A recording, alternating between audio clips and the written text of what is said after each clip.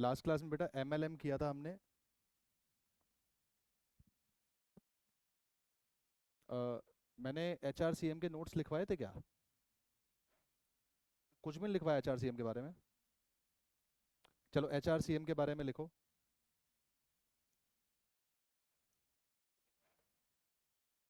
ये थोड़े आने के चांसेस कम है, लेकिन अब सिलेबस में है तो इसलिए हम इसको कर रहे हैं। Higher relative capital method. बेटा ये डिस्टर्बिंग एलिमेंट को जरा बंद करियो, पीछे बंद करियो जरा इसको।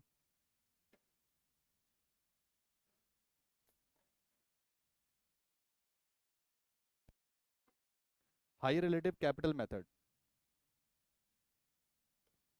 दोस्त इसको एक्सेस कैपिटल मेथड भी बोलते हैं।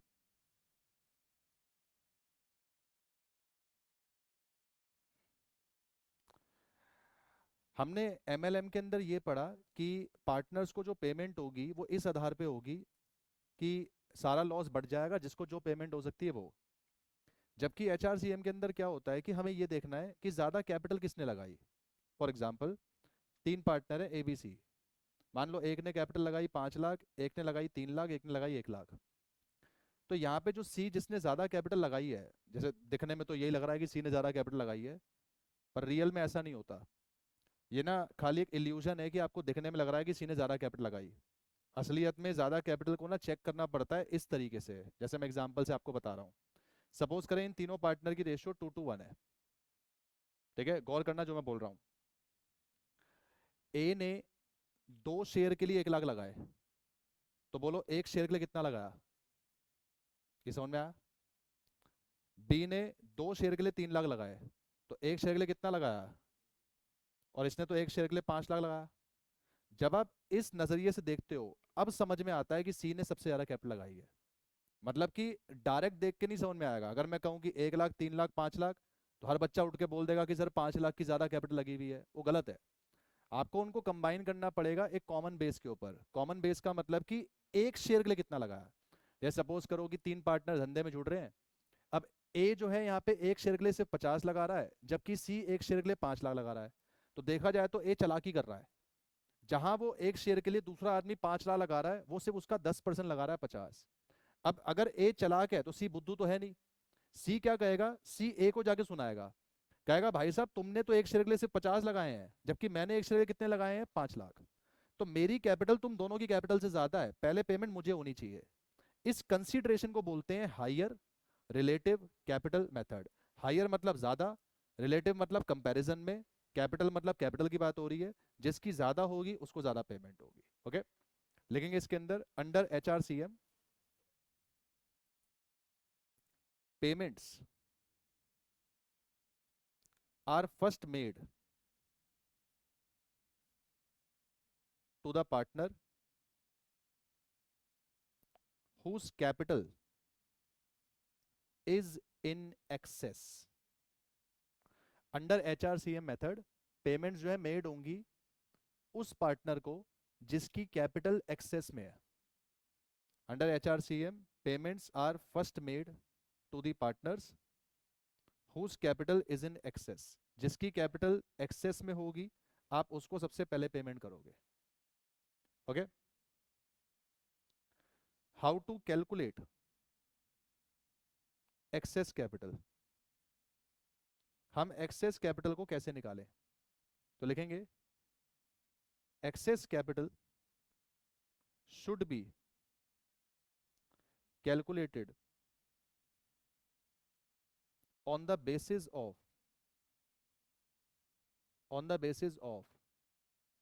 profit sharing ratio। excess capital should be calculated on the basis of profit sharing ratio। हमें अपनी एक्सेस कैपिटल को प्रॉफिट शेयरिंग रेशियो के आधार पर निकालना चाहिए। एग्जाम्पल, पहला एग्जाम्पल है एबीसी की कैपिटल दे रखी है 1 लाख, 2 लाख, 3 लाख, और इनकी प्रॉफिट शेयरिंग रेशियो दे रखी है 2:2:1।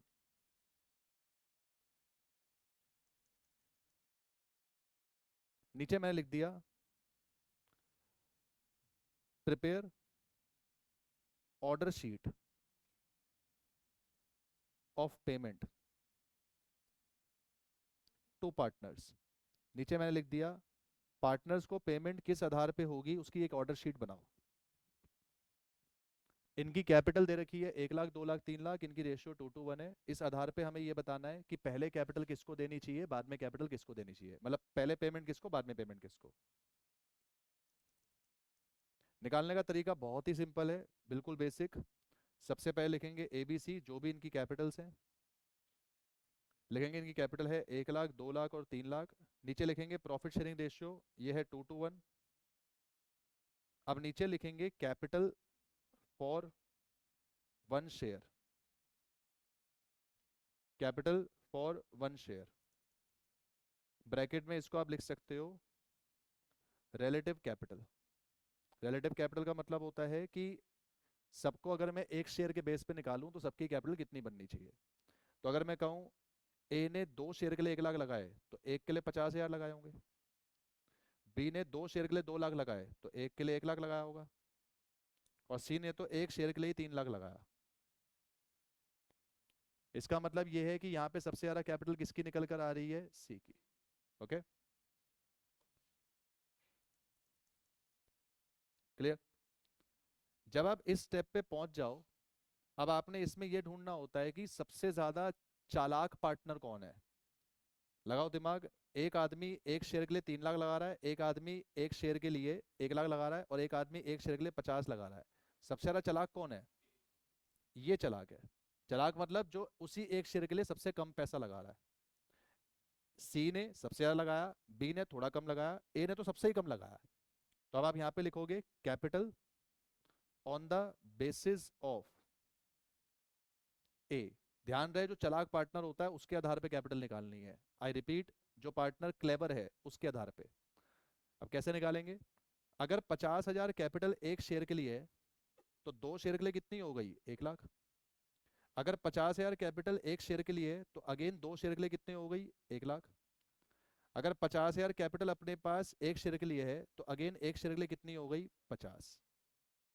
मतलब कि हम लोग क्या कर रहे हैं, पहले कैपिटल में नीचे PSR लिखा, एक एक शेयर की सबकी कैपिटल निकाली। उस एक शेयर की कैपिटल में जिसकी सबसे कम कैपिटल है उसके आधार पे सबकी कैपिटल क्या होगी। तो 50,000 इंटू 2, 50,000 इंटू 2, 50,000 इंटू 1, ये कैपिटल होनी चाहिए। अब हम नीचे आके यहाँ पे लिखेंगे एक्सेस कैपिटल। एक्सेस कैपिटल कैसे निकालोगे, ऐसे लिख लो, ये है ए और ये है बी। तो एक्सेस कैपिटल होगा A-B, कि 1 लाख में से 1 लाख गया तो इसकी कोई एक्सेस कैपिटल नहीं है। 2 लाख में से 1 लाख गया तो इसकी 1 लाख की एक्सेस कैपिटल है। और 3 लाख में से 50 गया तो इसकी एक्सेस कैपिटल 2.5 लाख है।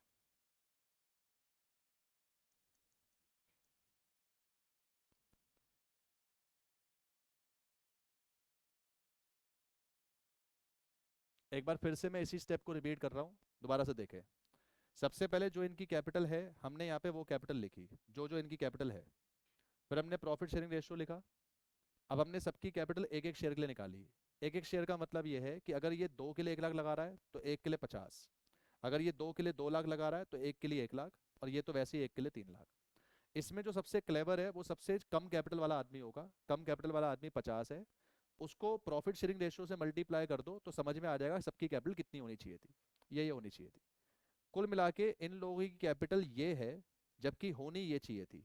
तो ज्यादा कितनी है, अब 1 लाख में से 1 लाख गया 0, 2 लाख में से 1 लाख गया 1 लाख, 3 लाख में से 50 गया 2.5 लाख। मतलब सी ने सबसे ज्यादा 2.5 लाख कैपिटल लगा रखी है दूसरों से ज्यादा। बी ने दूसरों से ज्यादा 1 लाख लगा रखा है, ए ने कुछ भी ज्यादा नहीं लगाया। अब यही प्रोसेस रिपीट करनी है, सेम प्रोसेस। नीचे आगे लिखेंगे फिर से प्रॉफिट शेयरिंग रेशियो। अब पहले वाला आदमी तो खत्म है तो दूसरे वाले की प्रॉफिट शेयरिंग रेशियो लिखनी है, शिफ्ट 2:1। क्योंकि ए का तो खत्म हो गया मामला, सिर्फ बाकी 2 की लिखेंगे। अब फिर से लिखेंगे कैपिटल फॉर 1 शेयर। अब लिखो ए का तो मामला खत्म है। अब फिर से हिसाब लगाओ, इसने 2 शेयर के लिए 1 लाख लगाए तो एक के लिए कितने लगाए होंगे, 50। और इसने तो एक के लिए वैसे ही कितने लगाए हैं, 2.5। अब बताओ इन दोनों में से क्लेवर कौन हुआ, क्या बी क्लेवर हुआ या सी क्लेवर हुआ। तो नीचे आके लिखेंगे capitals on the basis of B. क्योंकि जो बेटा कम कैपिटल लगा रहा है वो क्लेवर है उसके आधार पे। अब बताओ 50 × 2 इसकी कैपिटल 1 लाख होनी चाहिए, और 50 × 1 इसकी कैपिटल कितनी होनी चाहिए 50। माइनस करेंगे फिर से नीचे निकल कर आ जाएगा एक्सेस कैपिटल। अब कैसे निकालेंगे, ए का तो वैसे ही खत्म है, बी का सोचो। 1 लाख होनी चाहिए थी, ये 1 लाख खत्म तो ये भी खत्म। ये 2.5 में से 50 गया तो ये कितना हो गया 2 लाख। तो ये हमारी क्या निकल कर आ जाती है एक्सेस कैपिटल।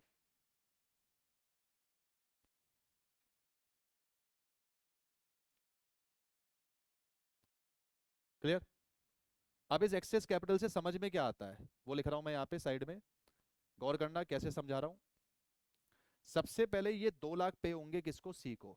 तो हम यहाँ पे आके लिखेंगे first 2 lakh will be paid to C. मतलब जब भी मैं पार्टनर को पेमेंट करने जाऊंगा तो मैं सबसे पहले पेमेंट किसको करूंगा, 2 लाख की पेमेंट सी को, क्योंकि सी ने 2 लाख रुपए बाकी दोनों पार्टनर से ज्यादा लगाए हैं, तो पहले उसके 2 लाख रुपए सबसे पहले पे किए जाएंगे। क्लियर। अगली बात गौर करना, शायद पहली बारी में समझ में ना आए, पकड़ने की कोशिश करना। ये ध्यान देना मैं क्या बोल रहा हूं। 2 लाख सी को ऑलरेडी पे हो गए हैं, तो 2.5 में से 2 हटा दो, यानी कितने बचे 50। तो सी को अब 50 पे होंगे और बी को कितना पे होगा 1 लाख। तो मैं नीचे लिखूंगा next 1,50,000 will be paid to B and C in 2:1। ये 1,50,000 कैसे आया, इसको तो 1 लाख ही पे होना है, अभी तक कुछ पे नहीं हुआ। लेकिन इसको 2.5 नहीं पे होगा, 2.5 की बजाय सिर्फ कितना पे होगा 50, क्योंकि मैं 2 ऑलरेडी पे कर चुका हूं। तो जब मैंने इसको 2 पे कर दिया, इसका कितना बचा 50। तो 50 इसको पे करूंगा, 1 लाख इसको पे करूंगा, यानी टोटल कितना पे करूंगा 150। 150 किसको पे करूंगा, बी और सी को। किस रेशियो में 2:1। अब ये भी पे हो गया, ये भी पे हो गया। इसके बाद कुछ भी बचेगा बैलेंस टू बी पेड, वो तीनों को पे होगा ए बी सी को अपनी रेशियो में 3:1 में। इसे बोलते हैं ऑर्डर शीट, कि पहले किसकी पेमेंट होगी, बाद में किसकी पेमेंट होगी, और फिर सबसे बाद किसकी पेमेंट होगी। मान लो आज मेरे हाथ में 10 लाख रुपए हैं, तो मैं 10 लाख में से सबसे पहले 2 लाख किसको दूंगा, सी को। फिर मैं 1.5 लाख रुपए बी और सी को दूंगा 2:1 में। और अगर फिर भी कुछ बच गया तो मैं तीनों में जाके पैसा बांट दूंगा किस रेशियो में 3:1। तो this is known as HRCM, higher relative capital method के अंदर हर एक आदमी की एक्सेस कैपिटल के आधार पर उसको पेमेंट की जाएगी। ठीक है बॉस, पक्का। अच्छा प्रॉफिट शेयरिंग रेशियो 2:1 है, 2:1 में, सॉरी 2:1 में। जो प्रॉफिट शेयरिंग रेशियो होगी उसमें देंगे, मैंने 3:1 लिख दिया था, तो 2:1 के अंदर इसको पे करेंगे, क्योंकि प्रॉफिट शेयरिंग रेशियो 2:1 है। ओके। हमें मेन यही चीज निकालनी है, लेकिन इस चीज को निकालने के लिए हमें इतनी वर्किंग जो है वो करनी पड़ेगी। ओके, नीचे ये कहीं पे लिख लेना साथ में कि ये इसकी ऑर्डर शीट है। जो मैं कभी भी आपको बोलूं ऑर्डर शीट बनाओ, तो ऑर्डर शीट आपने ये बनानी है।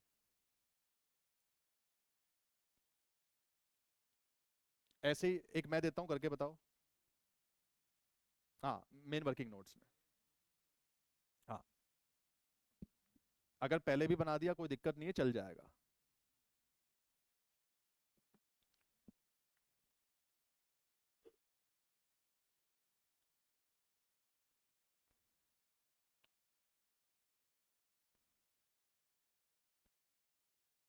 तो आखिरी वाले जो सबसे पहले बैलेंस बचा 2 लाख, वो पहले सी को, फिर 1.5 लाख बी और सी को 2:1 में, एंड देन फिर भी कोई बैलेंस बचा तो 2:1 में तीनों को।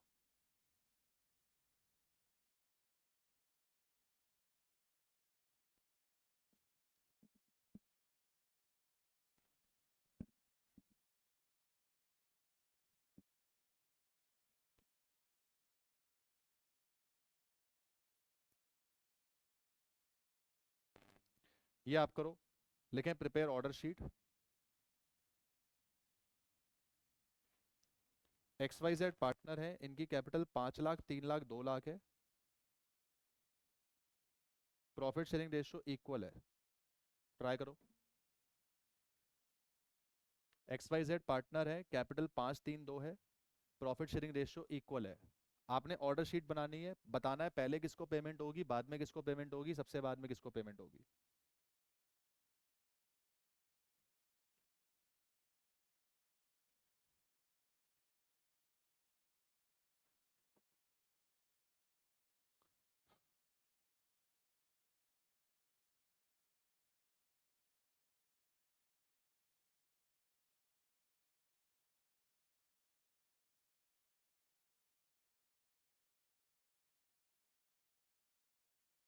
जिनको आ गया अपना करते हुए चलें, बाकी बच्चे इधर देखेंगे।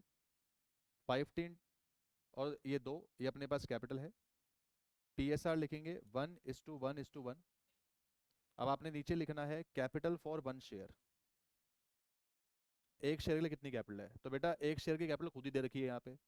इसने एक शेयर के लिए 5 लाख लगाए, इसने एक शेयर के लिए 3 लाख लगाए, और इसने एक शेयर के लिए 2 लाख लगाए। अब सीधी सी बात है, इन तीनों में चालाक कौन है वो ढूंढ लो। चालाक वो आदमी होता है जो निकम्मा एक ही शेयर के लिए कम से कम कैपिटल लगा रहा है। तो यहाँ पे एक शेयर के लिए सबसे कम कैपिटल लगाई है इसने, जेड ने, तो जेड चालाक है। तो नीचे लिखेंगे capital on the basis of Z. दोस्त capital on the basis of Z कैसे निकालोगे? जो ये 2 लाख आया इसको तीनों से मल्टीप्लाई करो। तो 2 लाख कैपिटल, इसकी भी 2 लाख होनी चाहिए, इसकी भी 2 लाख होनी चाहिए, इसकी भी 2 लाख होनी चाहिए। हम करना क्या चाह रहे हैं वो समझे। पहले हमने तीनों की कैपिटल लिखी, प्रॉफिट शेयरिंग रेशियो लिखी। अब हम ढूंढ रहे हैं एक शेयर के लिए कोई आदमी कितनी कैपिटल लगा रहा है, जिससे पता चला कि एक्स ने 5 लगाए, वाई ने 3, जेड ने 2। जो सबसे कम लगा रहा है उसके आधार पर उसको ध्यान में रखते हुए बाकियों को कितनी लगानी चाहिए थी। अगर जेड ने एक शेयर के लिए 2 लाख लगाई तो वाई को भी 2 लाख लगानी चाहिए थी, एक्स को भी कितनी लगानी चाहिए थी? 2 लाख। लेकिन ऐसा नहीं हुआ। अब नीचे आगे माइनस करेंगे तो निकल कर आ जाएगा एक्सेस कैपिटल। एक्सेस कैपिटल कैसे?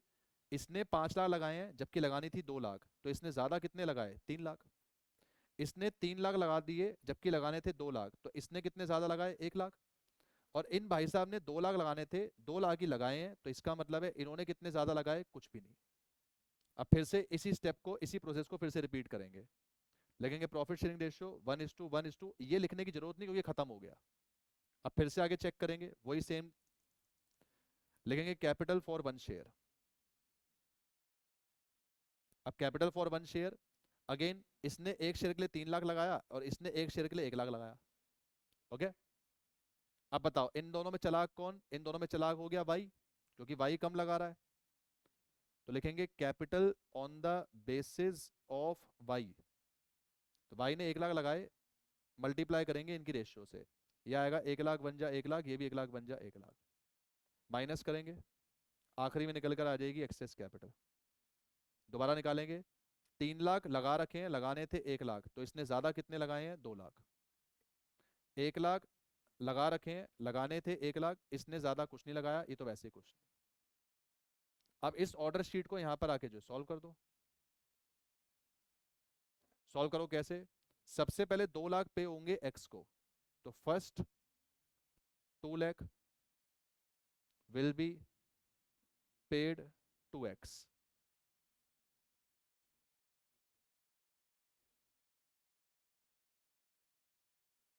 ओके। अब कॉमन सेंस लगाना बेटा। बेटा इसको 2 लाख पे हो गए, अब ये पे करने हैं। ध्यान देना मैं कैसे बोल रहा हूँ, 2 लाख पे हो चुके हैं, तो अब इसको 3 नहीं पे होंगे, इसको सिर्फ कितना पे होगा? 1 लाख। तो इसको 1 लाख पे होगा, इसको 1 लाख पे होगा, यानी लिखेंगे next 2 lakh will be paid to X and Y in 1:1। बच्चा ना यहाँ पर आगे गड़बड़ कर देता है, वो लिखता है कि 2 लाख पे होंगे एक्स को, फिर लिख देता है 4 लाख पे होंगे एक्स और वाई को। 4 लाख नहीं, अरे भाई 4 लाख में से 2 लाख पे हो चुका है, तो सिर्फ कितना लेके चलना है? 2 लाख। फिर लिखेंगे balance to be paid to X Y Z in 2:1 in 1:1, क्योंकि रेशियो 1:1 है। इसके बाद भी अगर कुछ बचा तो वो तीनों में पे हो जाएगा 1:1।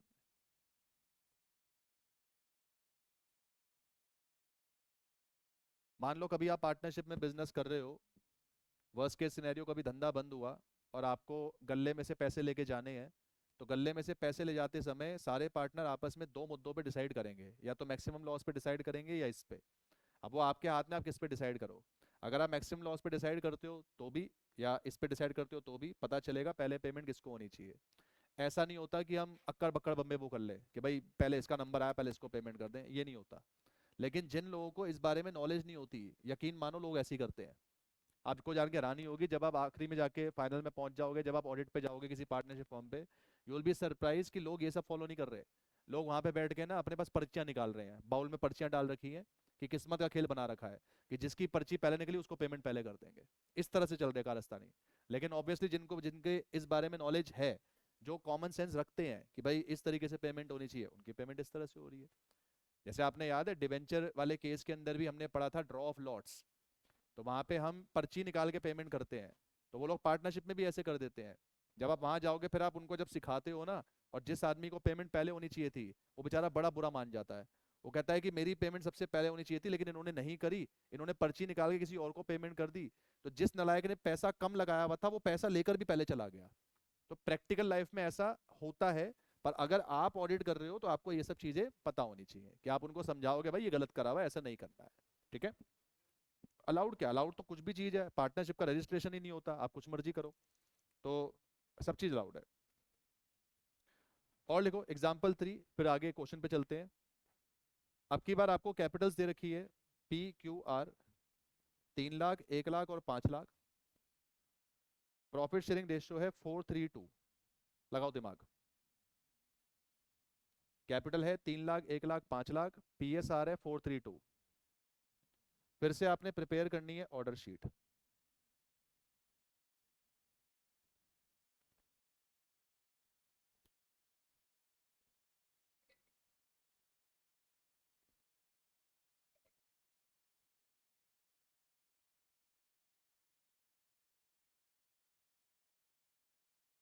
3, 1 और 5, प्रिपेयर ऑर्डर शीट।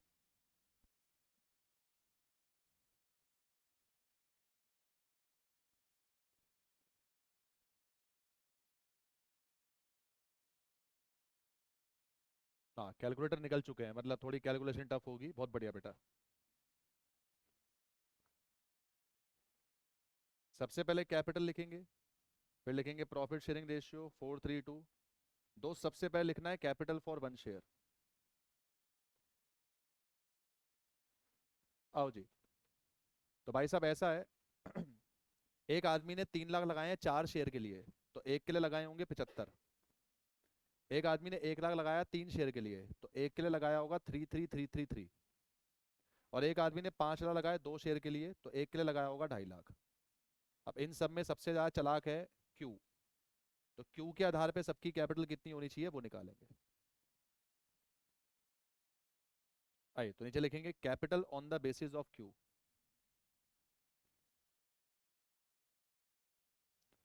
तो भाई 3333 इंटू ये 4 कर देना, ये भी सेम आ जाएगा 13333, शायद ये।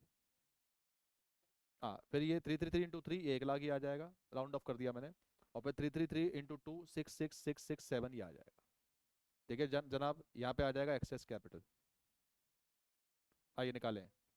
3 लाख होनी थी, ये निकम्मे ने इतनी रखी हुई है, तो इसने कितनी ज़्यादा एक्सेस लगाई, ये हो जाएगा 166667, ये हो जाएगा। ये एक और 3 आएगा इसमें। हाँ। अच्छा, इसका 1 लाख होना था, 1 लाख ही है, कोई एक्सेस नहीं है। और इसका 5 लाख है, इतना लगा रखा है, तो इसने एक्सेस लगाया 43333, एक और 3। ठीक है जनाब, ये चेक कर लेना। आप फिर से लिखेंगे PSR, रिपीट करेंगे। इसका है 4 और इसका है 2, ये तो खत्म हो गया मामला बीच वाला। आ जाओ अब फिर से लिखेंगे कैपिटल फॉर 1 शेयर। आइए, ये नलायक ने 4 शेयर के लिए इतने लगाए हैं, तो एक के लिए कितना लगाया, और इसने 2 शेयर के लिए इतना लगाया, तो एक के लिए कितना लगाया। ये मुझे आता है, ये 26667 आएगा, ये आप बताओ कितना आता है। 41667, ये आ गया। ठीक है भाई साहब। अब फिर से लिखेंगे इन दोनों में चालाक कौन, तो इन दोनों में चालाक हो गया ये। तो इसके आधार पे कैपिटल कितनी होनी चाहिए, तो लिखेंगे capital on the basis of P, ये आ जाएगा 16667। और ये इंटू 2, ये कितना बनता है, 8333 बनता है क्या। ये देखना मल्टीप्लाई 2 से यही आएगा,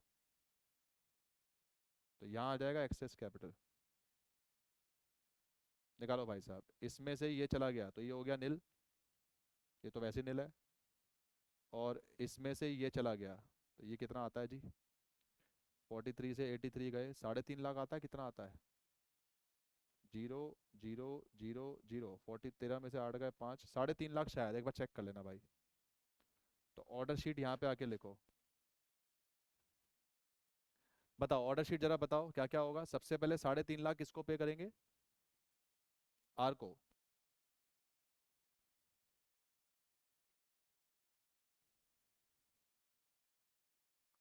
यही आ रहा है सबका।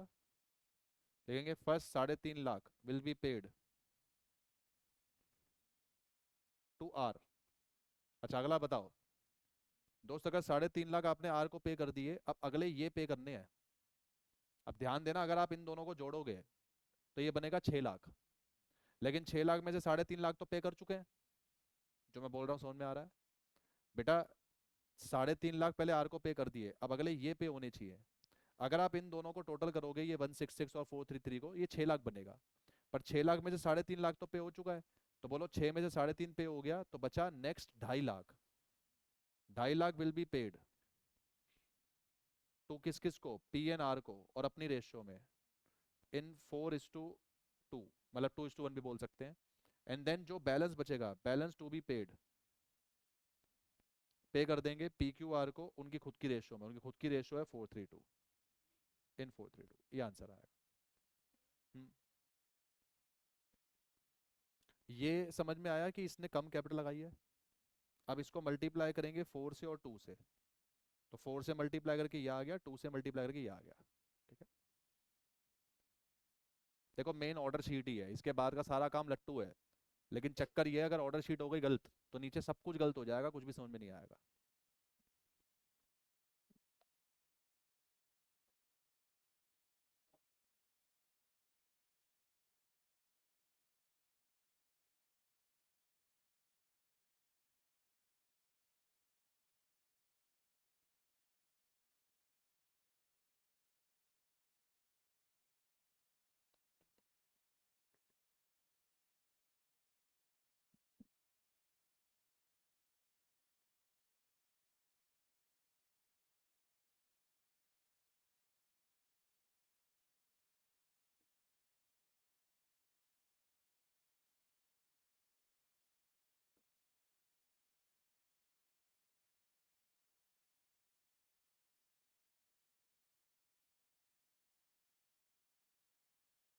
हाँ दीपांशी, कोई आंसर मैच नहीं कर रहा, क्या नहीं मैच कर रहा?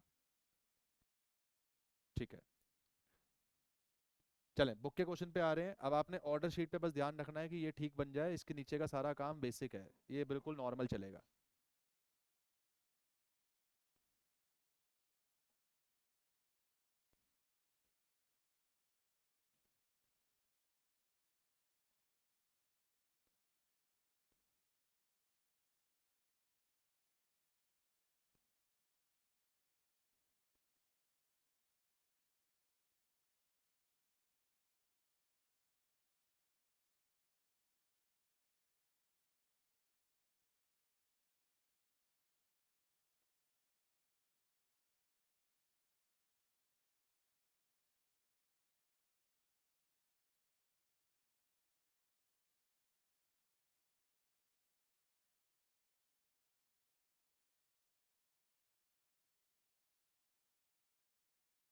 कर लिया सबने?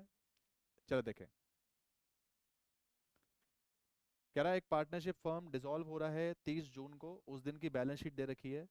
कैश है, एसेट्स है, कैपिटल, लोन है, क्रेडिटर्स है। नीचे कहता है एसेट रिलाइज हो रहे हैं इंस्टॉलमेंट्स में। इंस्टॉलमेंट में एसेट सारे बिके और पेमेंट्स भी मेड हो रही है प्रोपोर्शनेट कैपिटल बेसिस पे। प्रोपोर्शनेट कैपिटल का मतलब होता है एच आर सी एम। कहीं कॉपी में लिख लेना। ये H R C M, excess capital, proportionate capital एक ही बात है, सब एक ही चीज़ है। कह रहा है क्रेडिटर को आपने 29,000 दिए। एक्सपेंसेस रिलाइजेशन के एस्टिमेट किए थे 5400, लेकिन जब एक्चुअली में पे हुए तो 4,000 हुए। तो मैं जब सोच रहा था पैसा देना है, मैंने सोचा था 5400 देना होगा, लेकिन जब पेमेंट देने की बारी आई तो 4,000 दिया। कह रहा है this amount was paid on 15 सितंबर। उसने खुद बता दिया 15 सितंबर मतलब आखिरी किस्त में पे हुआ है। अगर नहीं भी बोला जाए तो हमेशा ये मान के चलना कि रियलाइजेशन एक्सपेंसेस आखिरी किस्त में ही पे होते हैं, जब सारा काम हो जाता है तब पे होते हैं।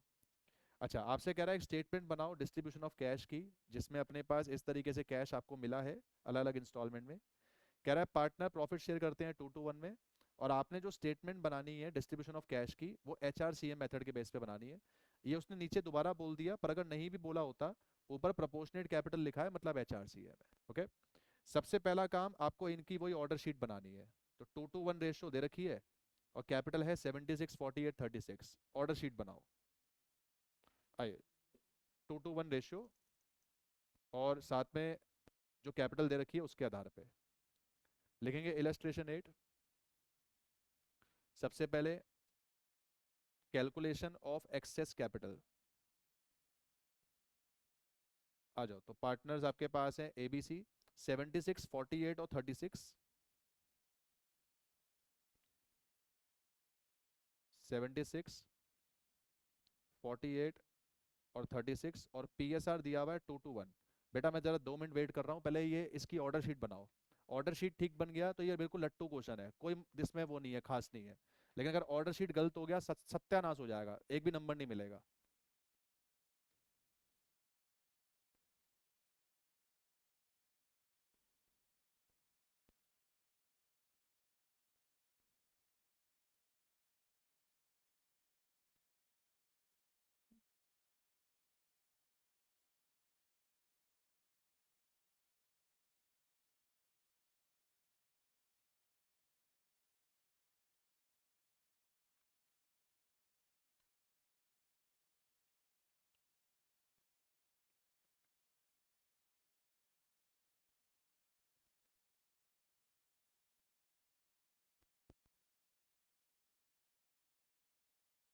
आज दुनिया का एक एक आदमी ट्रम्प को गालियां दे रहा है। आज की न्यूज़ सुनी आपने?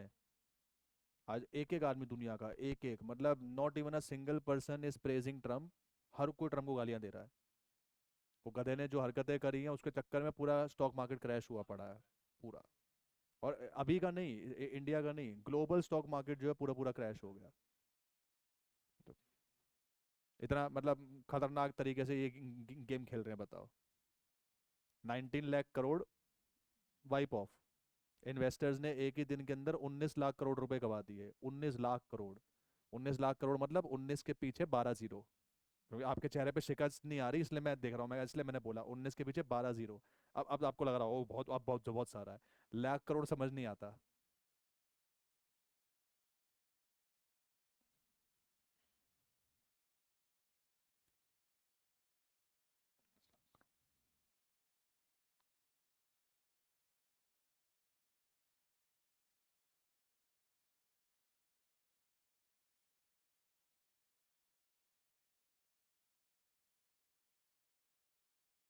तो इसमें चालाकी करी है सबसे पहले बी ने, तो लिखेंगे capital on the basis of B.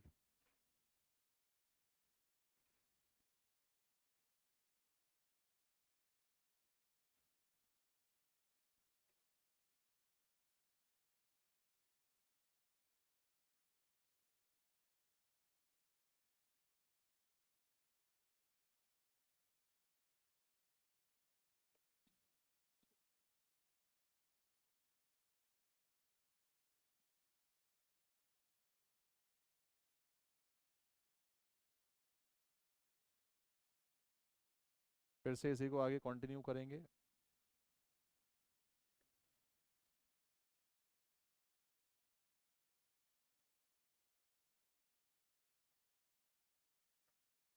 अब इसमें चालाकी करी है सी ने, तो लिखेंगे capital on the basis of सी।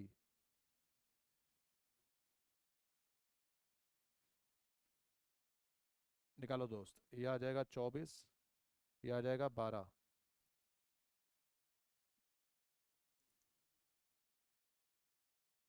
ये आ जाएगा एक्सेस कैपिटल।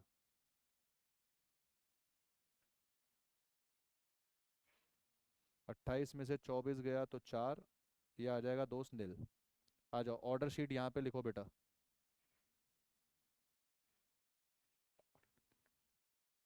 ऑर्डर शीट में लिखेंगे सबसे पहले first 4,000 will be paid to A. ये 4,000 ए को देंगे। अब इसमें काउंट करें, 28 और 12 बनते हैं 42, पर 42 में से 4 चले गए तो 38। तो नेक्स्ट 38,000। 38 और 12 40, ओके, 40 में से 4 चले गए तो 36। Next 36 will be paid to A and C in 2:1, and then balance to be paid to ABC in 2 to 1। अगर ये ठीक है तो नीचे का पूरा क्वेश्चन अपने आप ठीक हो जाएगा, ज़्यादा उसमें टेंशन नहीं है।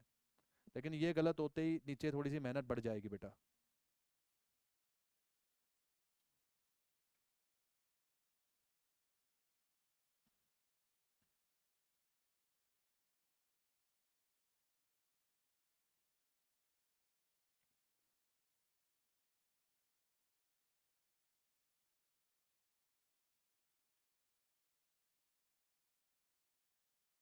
क्लियर यहाँ तक कि समझ में आया? चले नीचे बनाएंगे statement showing distribution of cash, जो क्वेश्चन का मेन सोल्यूशन है। सेकंड, ये पूरा पेज खाएगा तो सीधा पूरे पेज पे अपने पास करना, पिछली क्लास में आपने देखा है काफ़ी बड़ा होता है ये। तो लिखेंगे statement showing distribution of cash.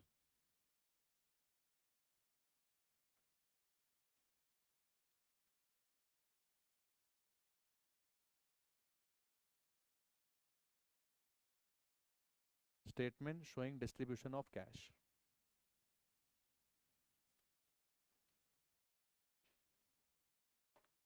सबने बना लिया ये? आए फॉर्मेट बनाएंगे।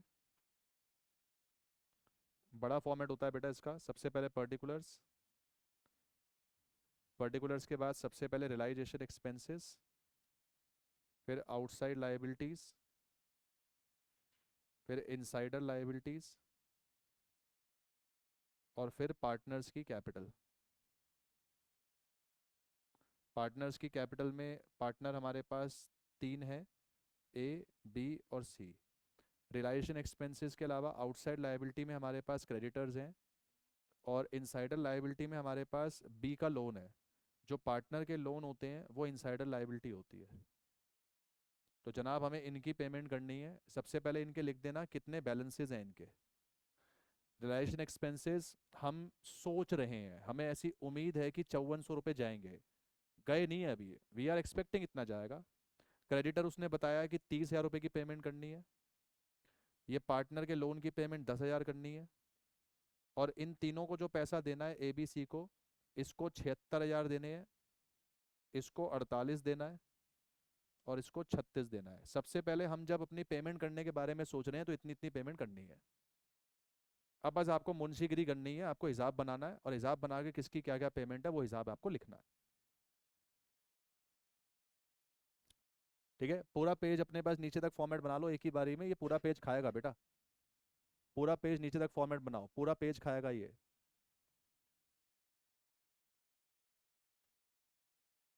तो तुम लोगों को ये फाउंडेशन में समझ में आ रहा है, हमारे अपने टाइम पे हमें ये इंटर में समझ में नहीं आया था भाई। हम तो छोड़ के चले गए थे इस टॉपिक को कि ये क्या चल रहा है। लाइक एक्सेस कैपिटल और ये MLM, आप किसी भी CA इंटर के बच्चे से पूछना कि पार्टनरशिप में जो कोई आपके बड़े बंधु हो, जो घर में कोई CA वगैरह बैठा हो, कि आपको मैक्सिमम लॉस मेथड याद है, वो सीधा सर पकड़ के बैठ जाएगा क्या था। आप उसे फाउंडेशन में पढ़ रहे हो और आप सॉल्व कर रहे हो और आपको समझ में आ रहा है, मतलब वेरी गुड भाई, बहुत बढ़िया। नॉर्मली नहीं आता ये रेयर है। आइए, कैश पहले का दिया हुआ है 10,800, तो सबसे पहले लिखेंगे cash, opening balance of cash.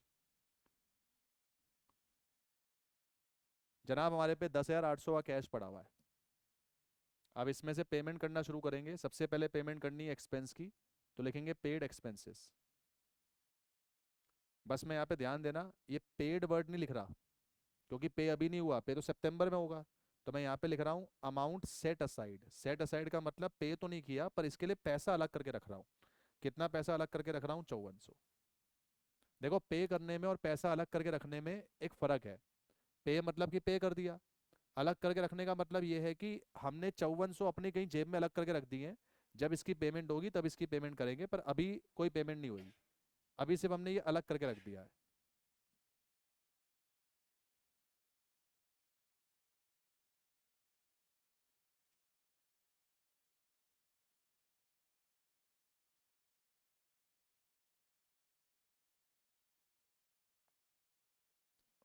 हाँ जी, तो हमने पैसा अलग करके रख दिया है। अब अलग करके रखा है तो यहाँ पेमेंट करके मत दिखाना, अलग करके रखा है बस। अब ये बताओ, 10,800 में से 5400 गए तो अभी भी कैश अवेलेबल कितना है? ये अभी भी अवेलेबल है 5,400। अब मैंने एक्सपेंसेस का पैसा तो अलग कर दिया, तो अब मैं लाइबिलिटी को पे कर सकता हूँ। तो मैं यहाँ पे आके लिख दूंगा पेड टू क्रेडिटर्स। क्रेडिटर्स को मैंने 5400 रुपये पे कर दिए और 5400 यहाँ पे जो है माइनस हो जाएंगे। इनको कुछ नहीं पे करा, इनको कुछ नहीं पे करा, इनको कुछ नहीं, इनको कुछ नहीं। ओके। तो आज अपने पास जो कैश अवेलेबल है वो हो गया ज़ीरो। और आज के दिन हमारा जो बैलेंस लेफ्ट है, बैलेंस लेफ्ट वो कितना हो गया? एक्सपेंसेस आज भी इतने बचे हैं। अब यहाँ कई बच्चे सवाल फेंकेंगे कि सर एक्सपेंस के लिए तो आपने पैसा अलग कर लिया, तो ये बचे क्यों है? भाई पैसा अलग करा है, पे नहीं करा, तो अभी भी खर्चे उतने ही पड़े हुए हैं। लेकिन आउटसाइड लायबिलिटी 30 में से 5400 अपने पास हमने पे कर दिया, तो जो बाकी बच के आ गया वो बच के आ गया 24,600, ये बच के आ गया। ये अभी भी 10 पड़ा है, ये अभी भी 76 पड़ा है, ये अभी भी 48 है, और ये अभी भी 36 है।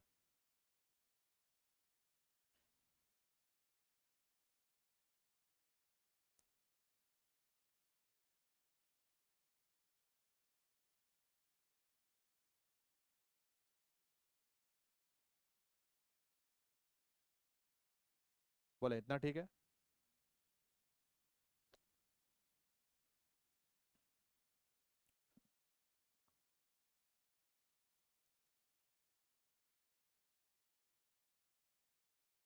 तो हमारे पास जो ओपनिंग बैलेंस था उसका तो हमने पूरा एकदम समाप्त कर दिया मामला। अब ओपनिंग बैलेंस के बाद हमारे पास जो इंस्टॉलमेंट रिलाइज हो रही है उसमें सबसे पहले 5 जुलाई को रिलाइज हो रहा है 25,200। तो हम लिखेंगे यहाँ पे फर्स्ट रिलाइजेशन। फिर से पैसा आ रहा है, फर्स्ट रिलाइजेशन ब्रैकेट में तारीख डाल देना, 1 जुलाई 22, और पैसा आया 25,200।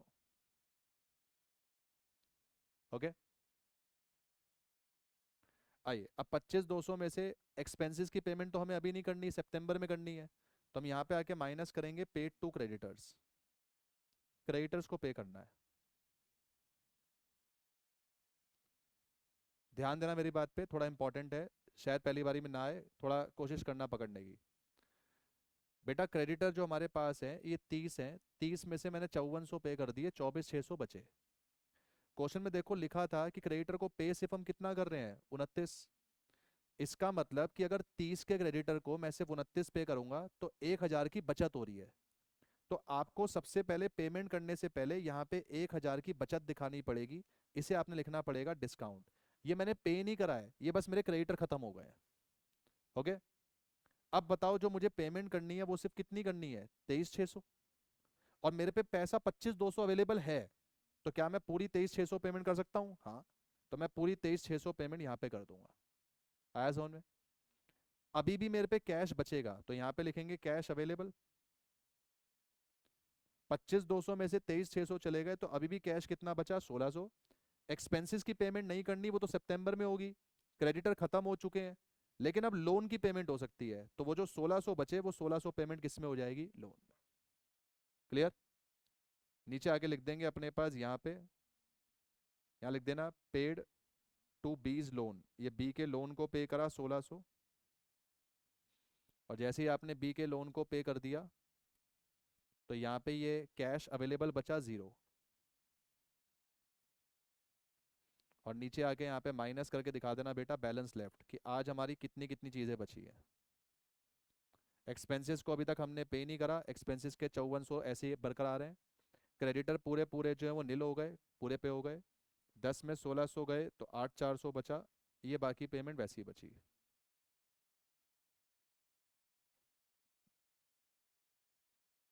जब कोई आदमी आपको डिस्काउंट देता है तो उससे उसकी लायबिलिटी तो कम होती है, लेकिन हमारा पैसा कम नहीं होता।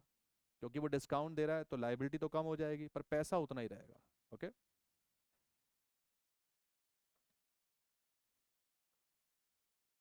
ये हमारी फर्स्ट रियलाइजेशन तक का काम हो गया। अब हम आएंगे सेकंड रियलाइजेशन पे। लिखेंगे सेकंड रियलाइजेशन। सेकंड रियलाइजेशन हमारी है 30 अगस्त की, 60,000 रुपये मिल रहे हैं। 30 अगस्त, इस दिन हमें 60,000 रुपये मिले। अब दो 60,000 में से एक्सपेंसेस की पेमेंट अभी नहीं करनी, क्रेडिटर खत्म हो गए हैं। अब हम सीधा सीधा पहले लोन की पेमेंट करेंगे। तो सबसे पहले लिखेंगे पेड टू बीज लोन। बी के लोन के 8400 पड़े हैं, 8400 पूरे पूरे पे कर दिए।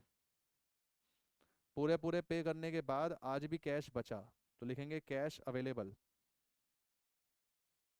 ये बच जाएगा अपने पास 51,600, इतना कैश हमारे पास पड़ा हुआ है। ओके।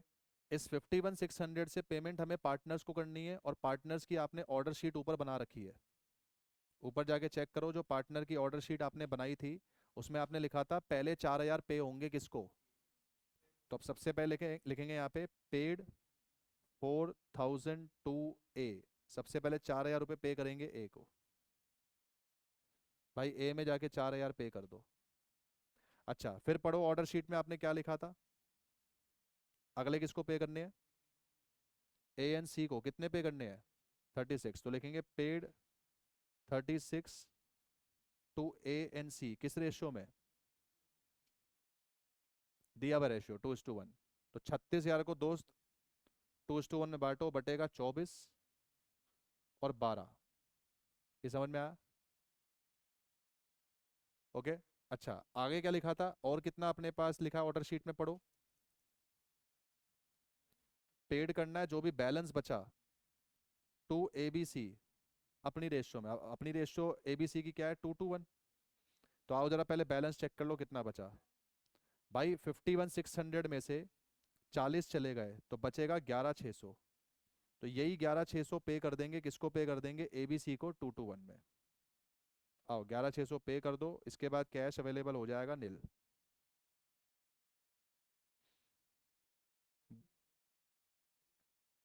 11,600 2:1 में 46। हम्म। हम्म। लो जनाब, ये पेमेंट हो गई।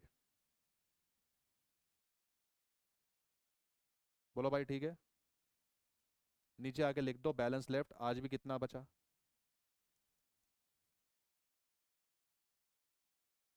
लिखें दोस्त, एक्सपेंसेस आज भी 5400 हमारे हिसाब से बचे हुए हैं। क्रेडिटर खत्म, लोन खत्म। 76 में से इतना पे हो गया, ये बताना कितना कितना बच रहा है।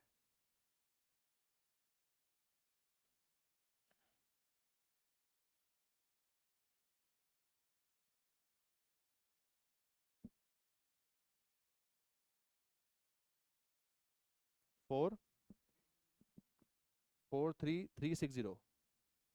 अगला वाला।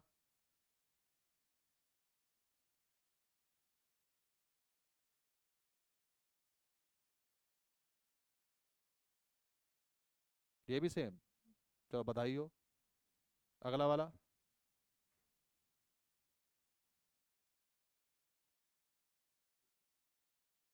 21,680। लो जी। बोलो यहाँ तक कोई दिक्कत? चलें आगे? आ जाओ, फाइनल रियलाइजेशन आ रही है। लेकिन थर्ड रियलाइजेशन हमारे पास ये आ रही है, ये कब? 15 सितंबर 80,000। तो यहाँ लिख दो 15 सितंबर 80,000।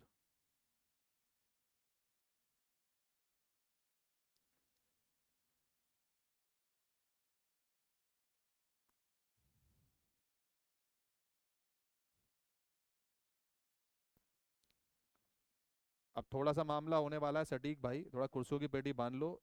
अब थोड़ा सा मामला चेंज है जनाब। सबसे पहले 15 सितंबर तारीख जैसे ही आ गई, हमें खर्चे पे करने हैं। अब देखो मैं खर्चे कैसे पे कर रहा हूँ, ध्यान देना। आपको याद है मैंने खर्चों के लिए 5,400 रुपये अलग करके रखे थे। तो अब मैं अपने जेब में से वो 5,400 रुपये निकाल रहा हूँ। तो सबसे पहले लिखूंगा अमाउंट सेट असाइड। कितनी अमाउंट सेट असाइड की हुई थी? 5,400। दोस्त 80,000 तो मेरे पे पैसा आया, 5,400 अलग करे हुए थे। तो टोटल पैसा आज मेरे हाथ में कितना है? 85,400। लेकिन अब मैंने इसमें से एक्सपेंसेस को पे करा। पढ़ो, एक्सपेंसेस जो मैंने पे करे वो सिर्फ कितने करे? 4,000। तो जो 4,000 पे करा वो यहाँ पे माइनस होगा। अब बताओ, अगर मैंने 4,000 पे कर दिया तो एक्सपेंसेस में भी 4,000 गए।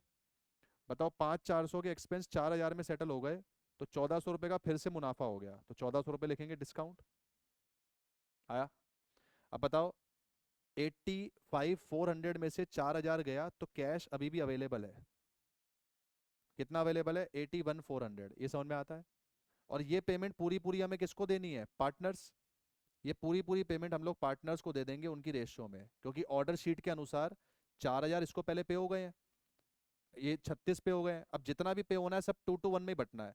तो जितना भी 81,400 बचा ये पे कर देंगे एबीसी को। Paid to ABC in 221। एक minute, paid to ABC in 221। तो 81,400 बांट देंगे, अब बचेगा कैश अवेलेबल नील। हाँ भाई, क्या क्या बटा है? 116,280 जनाब, ये पेमेंट इनकी जो है ये हो गई।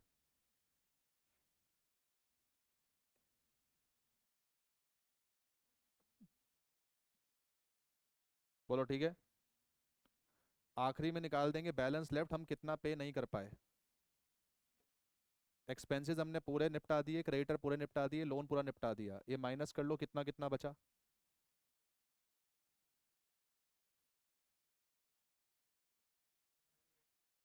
10, 10,800, 10,800, 5,400, देखो यही है।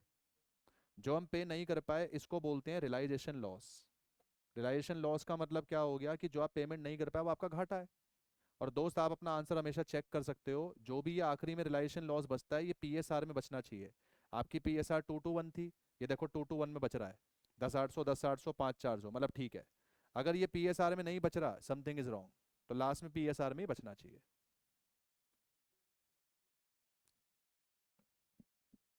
चांस ही नहीं है, क्योंकि अगर प्रॉफिट हो रहा होता तो ये पार्टनर को किसको पहले पैसा दें इसका झोल ही नहीं आता। पैसा कम है इसलिए ये झोल आ रहा है कि पहले किसको दें। ठीक है भाई। कुल मिला के नीचे distribution of cash is very easy. लेकिन अगर ऑर्डर शीट गलत है तो ऑब्वियसली फिर ये भी गलत हो जाएगा, आपने इस पे थोड़ी ज़्यादा मेहनत करनी है।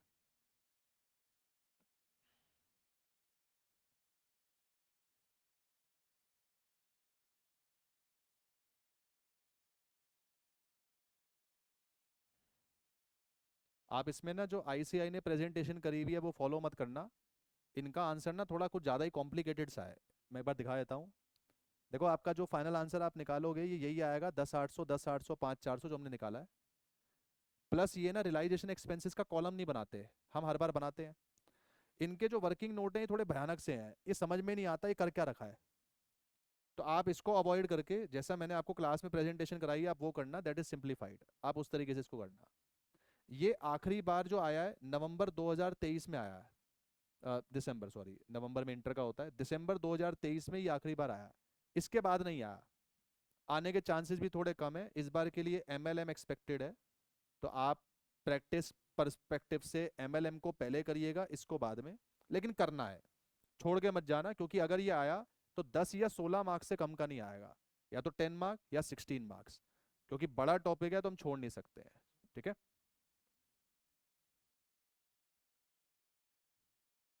हो गया, सबने नोट कर लिया?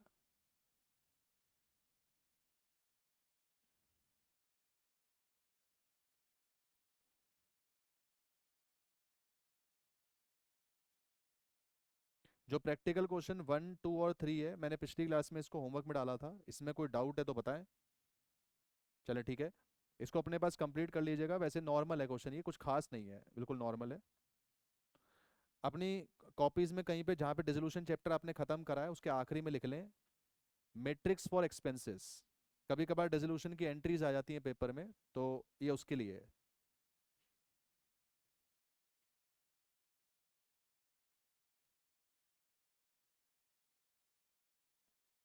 चले, ये इस चैप्टर का आखिरी टॉपिक है, मैट्रिक्स फॉर डिसोल्यूशन एक्सपेंसेस। कभी कभार आपसे एग्जाम में इसकी जर्नल एंट्री पूछ लेगा, तो ये आपको पता होना चाहिए। ध्यान रखिएगा कि जब कभी भी हम किसी खर्चे की बात करते हैं तो खर्चों को दो पर्सपेक्टिव में डील किया जाता है बेटा। ये दो पर्सपेक्टिव हैं, एक खर्चा बॉर्न कौन कर रहा है और एक खर्चा पे कौन कर रहा है। व्हेन आई से बॉर्न, बॉर्न का मतलब है जिम्मेदारी किसकी थी। व्हेन आई से पेड, पेड मतलब पे किसने किया। जैसे फॉर एग्जांपल, आपकी जो ट्यूशन फीस है, कायदे से वो जिम्मेदारी आप लोगों की है, पर ऑब्वियसली पे आप नहीं करते, पे आपके पेरेंट्स करते हैं। तो बॉर्न का मतलब खर्चा था किसका, पे मतलब पे किसने किया। तो बॉर्न मतलब जिम्मेदारी किसकी थी, जिम्मेदारी किसकी, पे मतलब किसने पे किया। तो इन दो चीजों के ऊपर ये आधार रहता है। अब आपको ये ध्यान रखना है, अगर आपका क्वेश्चन कभी भी साइलेंट है, if question is silent, always assume, आपको हमेशा ये मानना है firm will beer and firm will pay. अगर क्वेश्चन में कभी ये नहीं बताया कि खर्चे कौन बियर करेगा और कौन पे करेगा, आप हमेशा मानोगे फर्म ही बियर करेगा, फर्म ही पे करेगा। लेकिन कभी कभार क्वेश्चन में ये लाइन लिखी होती है, sometimes in question partners are being paid remuneration. इसका नोट मैं आपको डिसोल्यूशन की डे 1 की जो क्लास हुई थी मैंने उस पर आपको लिखवाया था। जब आप किसी पार्टनर को रेम्यूनरेशन देते हो उसकी एंट्री होती है रियलाइजेशन टू पार्टनर कैपिटल। लेकिन कभी कभार क्वेश्चन में ये बोला होता है कि आपने पार्टनर को रेम्यूनरेशन दी, ब्रैकेट में लिखा होगा इंक्लूडिंग एक्सपेंसेस। अगर आप पार्टनर को रेम्यूनरेशन इंक्लूडिंग एक्सपेंसेस दे रहे हो, इस सेंटेंस का मतलब ये होता है कि यहाँ पे बियर भी पार्टनर करेगा और यहाँ पे पे भी पार्टनर करेगा। तो दो इंपॉर्टेंट मुद्दे हैं।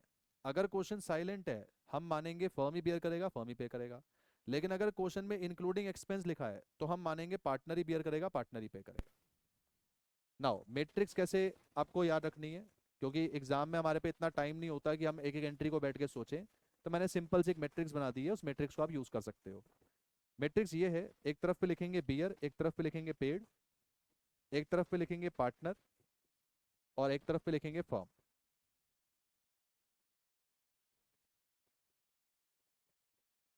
अब मान लीजिए अगर मैं आपसे कहूं कि बियर पार्टनर कर रहा है, तो ऐसे केस में पार्टनर कैपिटल को आपने डेबिट करना है। लेकिन अगर मैं आपसे कहूं कि बियर फर्म कर रहा है, तो ऐसे केस में आपने रियलाइजेशन अकाउंट को डेबिट करना है। मान लीजिए अगर मैं आपसे कहूं कि पेड बाय पार्टनर है, अगर पे पार्टनर कर रहा है तो पार्टनर की कैपिटल को क्रेडिट करेंगे। और मान लीजिए अगर मैं आपसे कहूं कि पे फर्म कर रहा है, तो फर्म के लिए कैश और बैंक को क्रेडिट करेंगे। ये सिंपल सी छोटी सी एक मैट्रिक्स है। इस मैट्रिक्स से आपको टीचर कितना मर्जी फंसाए, आपकी एंट्री गलत नहीं होगी अगर आपको ये मैट्रिक्स याद है तो। याद करने का तरीका, बियर में हमेशा डेबिट होता है, पे में हमेशा क्रेडिट होता है। बियर में अगर फर्म है तो रियलाइजेशन डेबिट होगा, बियर में पार्टनर है तो पार्टनर की कैपिटल डेबिट होगी। पे में अगर फर्म है तो कैश बैंक क्रेडिट होगा, पे में अगर पार्टनर है तो पार्टनर कैपिटल क्रेडिट होगा।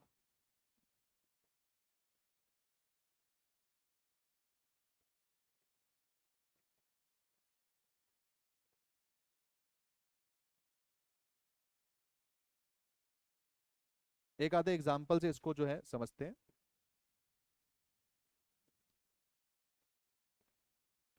मान लीजिए कि मैंने आपसे ये कहा रियलाइजेशन एक्सपेंसेस 5,000 के हैं। दोस्त ये खर्चों के आगे ना लिखा नहीं है कि कौन बियर कर रहा है कौन पे, तो अजम्पशन चलेगी कि फर्म ही बियर करेगा और फर्म ही क्या करेगा, पे। एंट्री बनाओ, फर्म ही बियर कर रहा है तो रियलाइजेशन डेबिट होना चाहिए, और फर्म ही पे कर रहा है तो कैश बैंक क्या होना चाहिए, क्रेडिट। एंट्री बन गई रियलाइजेशन टू कैश बैंक। कितनी, 5,000, 5,000। ओके, रियलाइजेशन ही लिखेंगे बस। हाँ, एक्सपेंसेस का खाता ही नहीं खुलता यहाँ पे, एसेट लायबिलिटी का कोई खाता नहीं खुलता, सिर्फ realisation, partner capital, cash bank. मान लो अगर ऐसा आ जाए, realisation expenses paid by P, P एक पार्टनर है, ₹5,000, अगर ये आ जाए। अब देखो मैंने पेड का डेटा तो दिया है, पी कर रहा है, पर बियर का डेटा नहीं दिया। अगेन साइलेंट है तो कौन बियर करेगा, फर्म। तो एंट्री में क्या होगा, फर्म बियर कर रहा है तो ये, लेकिन पे पार्टनर कर रहा है तो ये। एंट्री बना दो, एंट्री बन जाएगी realisation debited to P's capital. Entry आ जाएगी 5,000, 5,000। अब ये कितने मर्जी केस घुमा दे लेकिन एंट्री इसी तरीके से बनेगी। Every time you just need to see who is bearing and who is paying. Okay,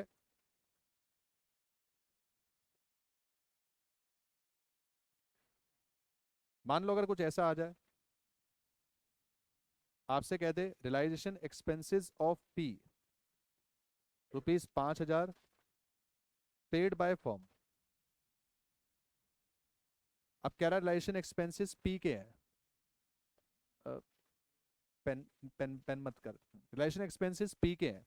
of P का मतलब क्या है कि बियर पी करेगा। अगर मैं कहता हूँ खर्चे आपके हैं तो आपको ही बियर करने चाहिए, लेकिन आप पे नहीं कर रहे, पे कौन कर रहा है? फर्म। अब अगर एंट्री में हम लोग जाएंगे तो बियर पार्टनर कर रहा है लेकिन पे फर्म कर रहा है, तो एंट्री ये बनेगी। तो क्या एंट्री बन जाएगी? पीस कैपिटल टू क्या बन जाएगा? Cash bank. ठीक है, एवरी टाइम मतलब आपको स्किल यही ध्यान रखना है कि यही मैट्रिक्स है।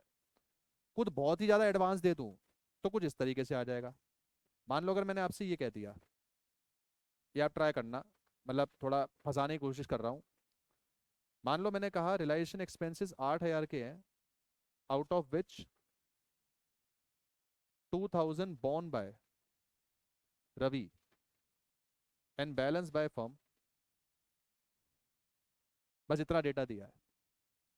अब इसको अगर हम सॉल्व करें तो 8,000 के खर्चे हैं, इसमें बॉर्न का डेटा दे दिया कि 2,000 बॉर्न कर रहा है रवि, तो जो 6,000 बॉर्न कर रहा है वो कर रहा है फर्म।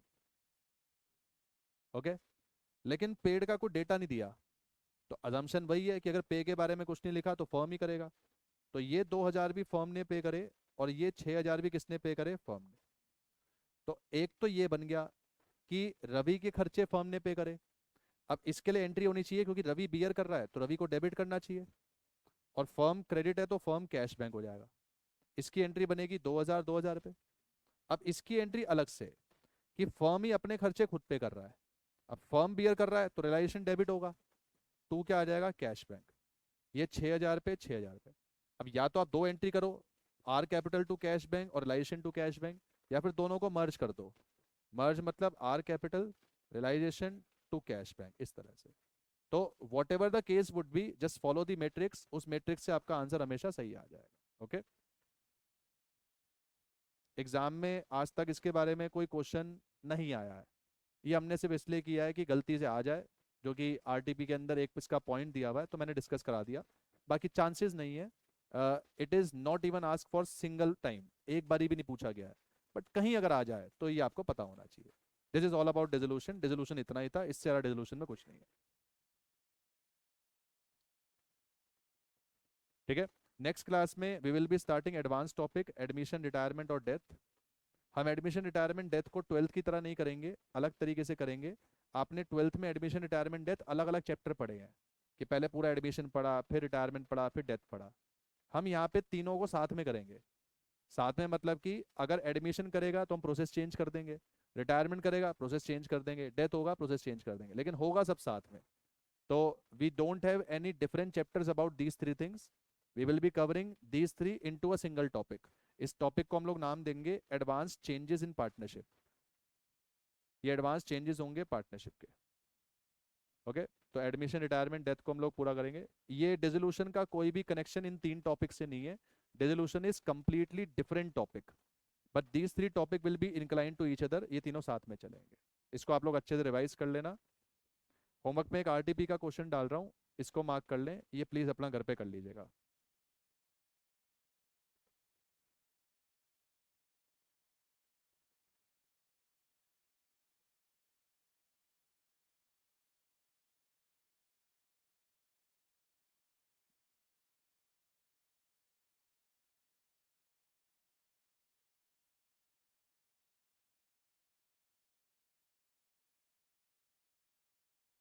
ये देखो बेटा, वेबसाइट पे ना ये एमटीपी का लिंक है, ये खोलना, मैं आपके ग्रुप पर भी ये लिंक डाल दूंगा। इसमें पेपर वन अकाउंटिंग के ये 10 एमटीपी है। हालांकि इस वाली फाइल में सारे ही एमटीपी आपको मिल जाएंगे, सबके ही है। मेरे वाले पेपर में मैं कुछ एमटीपी हाईलाइट कर रहा हूँ, आपने अपने मई के पेपर से ये एमटीपी जरूर करने हैं पहले। एक एमटीपी 3, एक एमटीपी 7, एक एमटीपी 9, एक एमटीपी 10, कहीं लिख लें। 3, 7, 9, 10, ये चार मॉडल टेस्ट पेपर आपने अपने मई के पेपर से पहले जरूर करने हैं, किसी भी हालत में करके जाने हैं। आप 10 ना करें लेकिन ये चार जरूर करें। तीसरा, सातवां, नौवां, 10वां, ये अच्छे पेपर्स हैं। आई एम नॉट सेइंग कि बाकी पेपर अच्छे नहीं है। इन पेपर के अंदर लगभग पूरा सिलेबस कवर्ड है, तो अगर आप ये चार पेपर करोगे तो आपकी रिवीजन पूरे सिलेबस की हो जाएगी। 3, 7, 9, 10 हर पेपर आपने निकालना है। मैं एक बार आपको बता देता हूँ कैसे। और सारे पेपरों के क्वेश्चन पैटर्न, क्वेश्चन नंबर सबके सेम होते हैं, तो उसमें अलग नहीं होता कुछ। ये रहा मॉडल टेस्ट पेपर 3, इसका जो क्वेश्चन अपने पास है वो मार्क कर लें जो करना है। क्वेश्चन नंबर अपने पास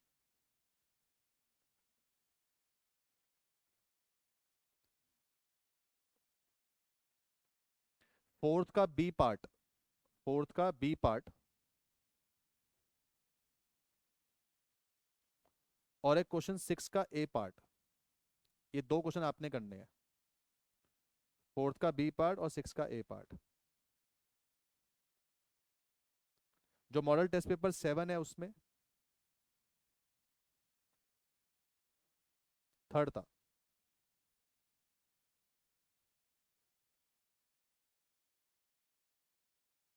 जो मॉडल टेस्ट पेपर 7 है उसमें क्वेश्चन 5 का सी पार्ट, 6 का ए पार्ट, बस। एमटीपी 9 के अंदर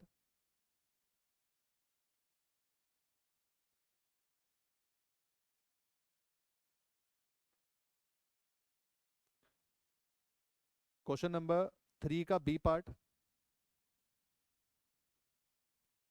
ये आपके स्टडी मैट का ही प्रैक्टिकल क्वेश्चन नंबर 1 है। थर्ड का जो बी पार्ट है dissolution study mat practical question 1 पूरा सेम है, नथिंग इज चेंज। 8 मार्क का सवाल है, बिल्कुल सेम डिसोल्यूशन का। इसके अलावा 5th का सी पार्ट और क्वेश्चन 6 का ए पार्ट, बस। ये आज का काम है, इसे अपने पास रीचेक करिएगा।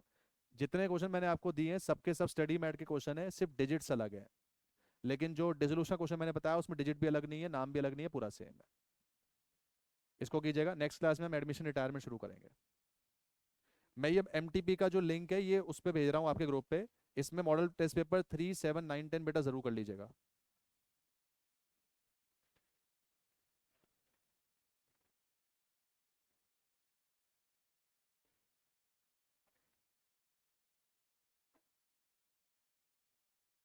इस फाइल में ना आंसर्स हैं, आंसर्स भी हैं, तो आप आंसर्स इसमें देख सकते हो, आंसर्स हैं इसमें। वैसे आपके घर पर ये कोरियर से भी आ जाएगा, पर इंस्टीट्यूट पे भरोसा मत करना, वो पेपर के बाद कोरियर से भेजेगा, हमें पेपर से पहले करना है इसको।